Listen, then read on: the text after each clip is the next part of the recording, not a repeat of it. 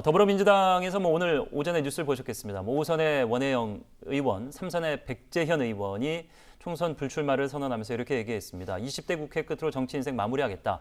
20대 국회 시작할 무렵에 이미 이런 마음을 먹었었다라고 본인이 의사를 밝혔고, 비교적 이제 3선이면 한참 활발한 활동을 할 수 있는 의원인데, 백재현 의원은 현실 정치에 대한 어떤 답답함을 느꼈을까요? 후배 정치인들이 좀 바꿔달라, 이런 현실을 그렇게 얘기를 하면서 출마하지 않겠다 얘기를 했습니다.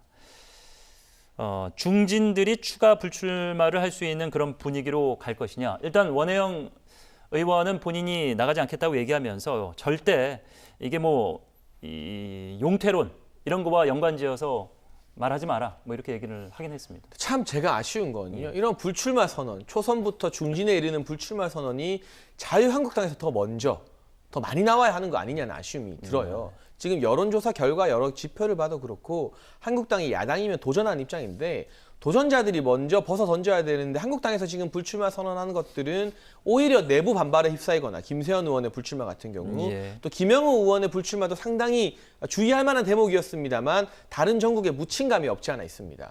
이렇게 상당히 아쉬운 가운데 더불어민주당의 중진들, 특히나 원혜영 의원이나 백재현 의원 같은 경우는 여전히 정치적 중량감과 활동성이 상당함에도 불구하고 불출마 선언했고요. 초선 이철희 의원과 표창원 의원의 불출마, 많은 국민들의 가슴속에 각인이 된 것 같습니다. 이런 부분에서 총선 기획단 구성부터 불출마 선언까지 아직은 더불어민주당이 그래도 선거만을 바라봤을 때는 한 걸음씩 앞서가고 있다.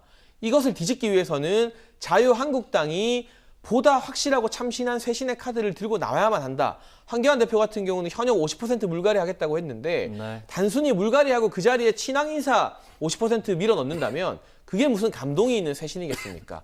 국민들에게 감동을 주는 쇄신을 같이 할 때 남아있는 임시국회에서 패스트트랙 저항 투쟁에도 많은 국민들이 힘을 실어주지 않을까 싶습니다. 말씀하신 대로 이제 집권당과 야당의 차이가 있기는 하겠습니다만 솔직히 의석수만 놓고 보면은 두 당이 그렇게 큰 차이가 나지 않는데 이미 내년 4월 총선을 바라보고 지적해 주신 대로 민주당 인사들은 이제 정치 현실을 좀 바꿔볼 수 있는 계기를 만들고 싶다. 그렇게 얘기를 하고 한국당에 그나마 이제 몇몇 불출마자들은 당내 문제를 거론하고 있고 이 차이가 굉장히 커 보입니다. 그러니까요.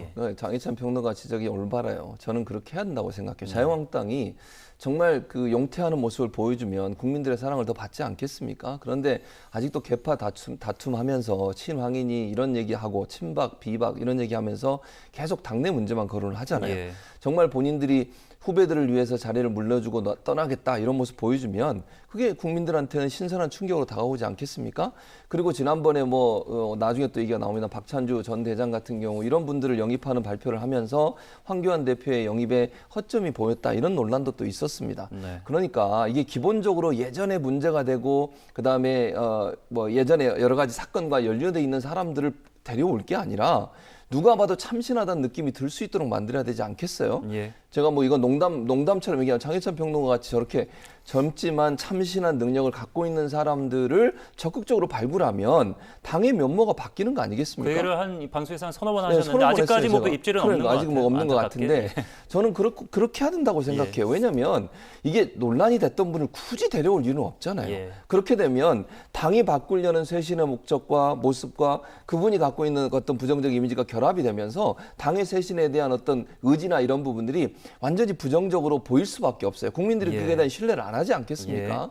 그런 차원에서 본다고 하면 정말 인적 쇄신이 이루어지지 않으면 자유한국당 국민의 신뢰를 다시 얻을 수가 없다. 이거 꼭 명심하시고 인적 쇄신을 과감하게 해야 돼요. 정말 50% 물갈이 하겠다고 했는데 예전에 문제가 있던 분들 데려오면 이건 안 됩니다. 절대로. 그래서 참신한 인재들을 영입하고 스토리가 있는 사람들을 영입해서 국민에게 감동을 주는 그런 인적 쇄신이 반드시 이루어진다고 생각을 합니다.